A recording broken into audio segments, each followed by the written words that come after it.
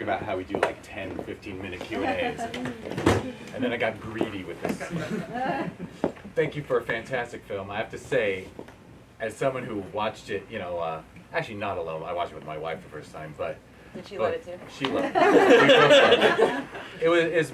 But it was even more fun to hear all these people laughing along with it, because it's stellar comedy. It's lovely. It's heartwarming. It makes a wonderful point. Wonderfully acted. So I jumped into that before asking you to introduce yourself. I'm Jameson DeSantis. I'm the writer-director. I'm Nolan. I was in it, and and we created this story together. Yeah. Wait, you're not really dead? That was just really good acting. She's trying so hard to sit on this chair right now and not pass right through it. I mean, you kind of threw the film on your back and carried it. Yeah. So, bravo. She did a lot in it. She played like 3 roles. Yeah. I guess the bloody version of yourself. Oh yeah. Yeah. Yeah. Well, do you want to talk about the origins of it? Yeah. Inspirations? And Yeah. You guys did the story together? Yeah. Yes. Yeah, Yeah. JJ and I used to do stand-up together, and it was really fun, but we hated it. But we wanted to keep making stuff, and so this started as a sketch, because we were like, oh, maybe we'll make a bunch of sketch comedy. Yeah. And we didn't. But this story was really cool, and we wrote a version of it, and we kind of started pre-production of it, and we were looking for the male lead in it, and we showed it to Jacob, who is the male lead in it, and he kind of gave us the idea, like, I think you should make it longer, make it a short film, and it had enough legs to... God, we were ready to shoot like a 2-minute sketch. Yeah. Which is basically just the montage part, which is just a bunch of ghost jokes. All jokes, yeah. Yeah, which isn't very strong. I think your ghost jokes actually kick ass, though. So from grandma to all of it. And I'll say that I said this about a film last night. I love a film that gives us a fresh take on the afterlife. I mean, how many people have tackled that on film? And no one's ever done this. It's very exhaustive, yeah. Yeah, I assume someone would ask, but I mean, the special effects in it, did that add a layer of I mean, you went from stand-up to writing this, an effects-heavy film. Yeah, I mean, we didn't have a budget for any of this, so we wanted to use the strengths that we did have. I'm a post-production specialist by trade, and JJ is a really good actor by trade, so we gave her as many roles as we could in it, and it gave me, with the limited production time we have, a lot to do in post, which is make her semi-transparent in this. Limited work, do a bunch of slide effects without motion control, and no green screen, and a lot of effects that were going to take basically the entire pandemic, which is how it worked out. It was my pandemic side project. And we stopped shooting like 2 days before the NBA shut down. Like our final day, we were talking about how, this COVID thing's getting spooky. And, the park day. We were like, wow, should we even be outside? Yeah, we started a little worried Things about were it. A little weird out there. And it escalated very quickly, but we happened to get most of our principal right before it shut down. So I had the entirety of 2020, 2021. Then we had to do the remote ADR. Yeah, everything else post-production wise happened over Zoom and everything, but I was lucky enough to just keep having access to post-production facilities that kept letting me bring footage in and work on it shot by shot by shot, so for the entirety 29-minute length of that, so it's a very long project. Yeah, and I mean, I'm going to throw in a compliment, which is, everyone will back me up, it doesn't feel like 29 minutes. I mean, it's just so quick, the pacing is so fun, the comedy's there, and actually we're fully invested in her story, I would say, so... and it goes where you'd want it to go. So, 29 minutes is a lot for a short. And it still kind of just flies right by.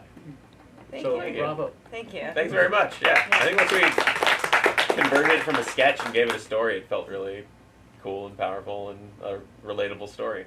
Yeah. Yeah, definitely. Yeah. Here, let's open it up. Anybody got a hand going up? Yeah. Yeah, the jokes were so tight in this. I was just kind of wondering, what was the whole process of figuring out all of the different gags throughout the whole thing?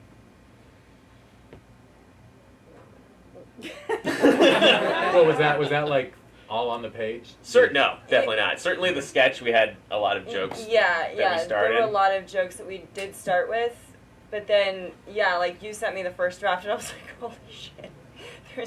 it's like he did not give up on the comedy at all. Like it still had, it had the story was there, but the jokes were very rich throughout the script.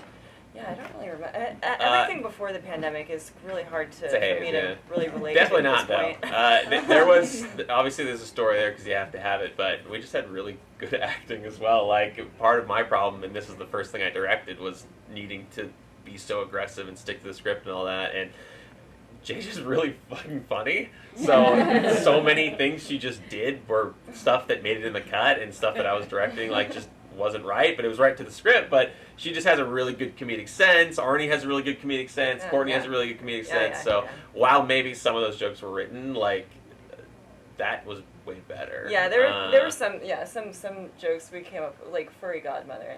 Oh yeah, I don't think that was written. I think you just did that. And it was awesome. Yeah, yeah. Bobbity damn. Yeah. So a lot of it had, this is what you should say here, but that was a good lesson in just trusting your actors because they're way funnier than you, and they all were way funnier than me. So.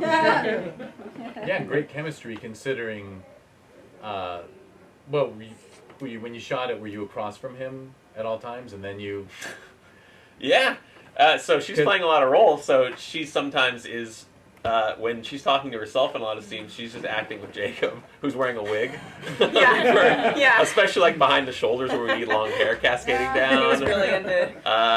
She really was. Ping ponging back and forth, but yeah, I was always with him, I think. Yeah, and it was unfortunately, technically, it was going to make my job a lot harder not having a green screen there to basically make keying so much easier. But it felt so much better to have the actors play it together without something encumbering right behind or reminding them that this is going to get keyed out or is an effect or it's not real. So they did a great job, and they know each other already, and they have a friendship. So it really good helped a lot.